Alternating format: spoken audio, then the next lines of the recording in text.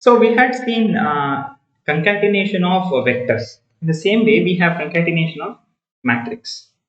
So while deleting the matrix, I had told you that like if you have non-proper aspect ratio, that is like 1, 2, 3, 4, 5, 6, and if that aspect ratio is not proper, and if you try to delete this, is an invalid matrix, right? So in the same way, while concatenating also, in whichever direction you are concatenating, either row side or column side, that dimension it should match. So for instance, like if you want to 2, 3, 4, 5, 6, 7, if you want to concatenate, this one actually you can concatenate in both the direction, either row wise or column wise. But for instance, if I add one more thing, 5, 4, 3. So this is actually like I can concatenate in the row direction only, not column direction. Because like here we have only two rows and here we have three rows. So this will not be a valid. I mean, if you want to concatenate side by side. So concatenation is just if you have to put that like you have to put inside the square bracket, then it will concatenate.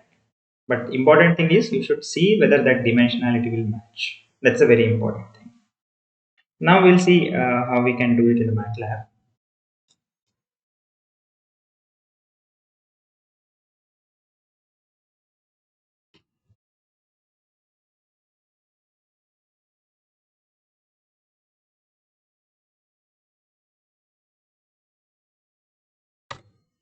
I'll create A 1, 2, 3, 1, 1, 1. Okay.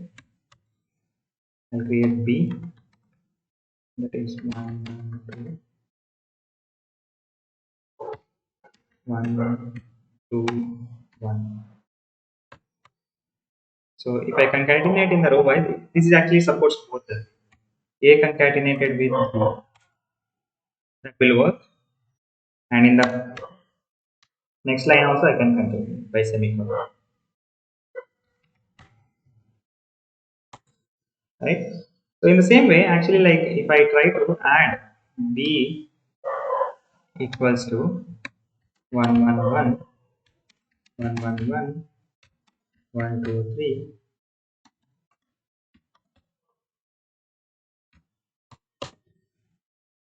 If I try to concatenate this, column wise it will work. Row wise,